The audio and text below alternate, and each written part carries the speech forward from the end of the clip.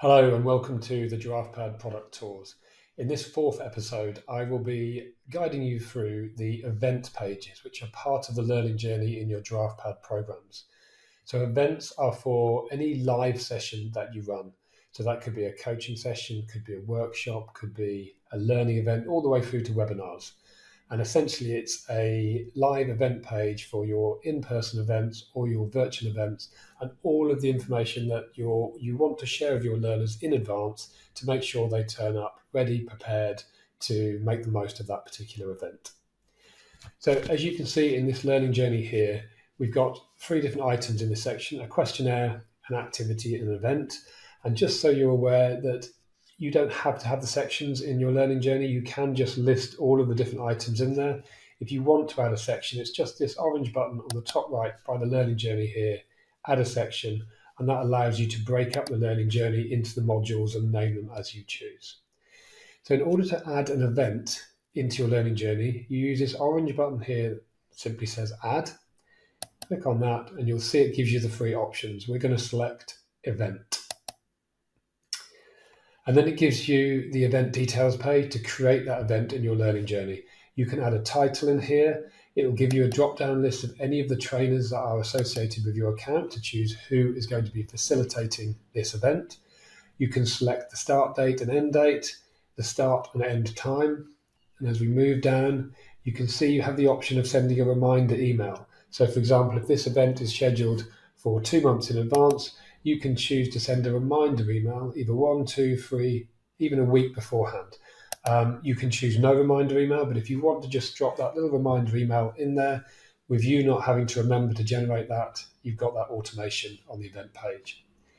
It then asks you what type of event you'll be running. An in-person event, so for example, you're going to be there in person with them.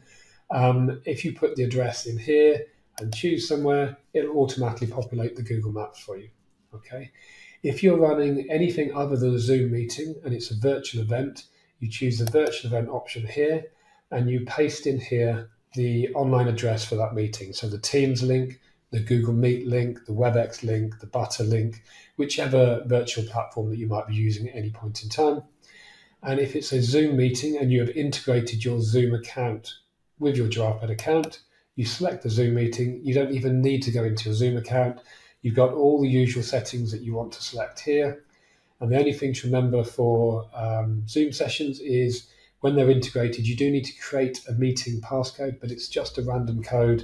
You don't need to share it with anyone. You don't need to give it to your learners. It's just to create the integrated Zoom session in your GiraffePad account. You then got options around attendance. We recommend leaving it as assume all learners attend, but you can manually record that if you choose. A short description goes in here, and that appears on the learning journey. The longer description in here, which you can edit with different colors, font sizes, bullet points, etc., that goes on the inside of the event page, which we'll show you in a moment. And then you've got some options down here in terms of what you want your learners to be able to do within this event. So do you need them to be able to upload links and files? Do you need them to enter any feedback, set their own actions and commitments, or add their own specific learning outcomes for that event? If you toggle these on, that will give them the chance to actually do those. And you also have the option to add a group chat to this event page. If you want to have a specific conversation around this event, you can add that in. If not, we recommend leaving just the group chat on the program page. And when you're happy you've got all of that information set up, you click save, and that will create that event page for you. I'm now going to show you one that's ready created, so you can see how that works. So I'm going to click on this event page here. You'll notice it has this line of text here, which is that area I said appears on the learning journey. So just a little introduction to what this event is about. We click on the event page and you can see I've got the event title, the description in here. I can add specific event outcomes that might be more specific than the overall program outcomes. These are all the settings you've created of what learners can and can't do. You have a join button for the virtual meeting, and the learner will also have that join button on their event page. So there's no need for you to email out virtual links or them have lost these and not know where to find the joining instructions. They simply log into GiraffePad, click join, and they'll go straight into that particular session.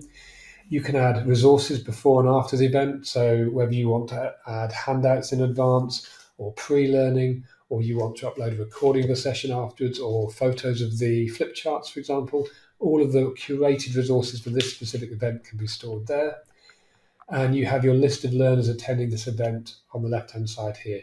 Now, just for your knowledge, when you're running a program with a group of people, you don't have to invite everybody into everything if you choose not. So if you're breaking them into smaller cohorts, you can just invite in the relevant learners into this particular session. Once the event has happened, if they attended, they'll have a green tick. Before the event happens, there'll be a red cross, or they have the option to indicate their intention to attend, and it'll have a thumbs up.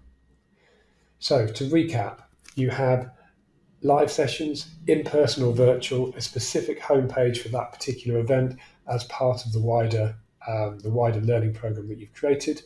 You can store resources on here, you can add outcomes and descriptions, and also if you click on each individual learner, you can see whether they've set any personal learning outcomes or any actions and commitments, or had any feedback, or uploaded any resources themselves personally.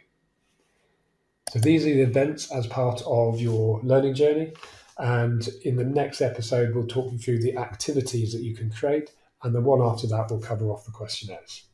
That's it. Bye for now.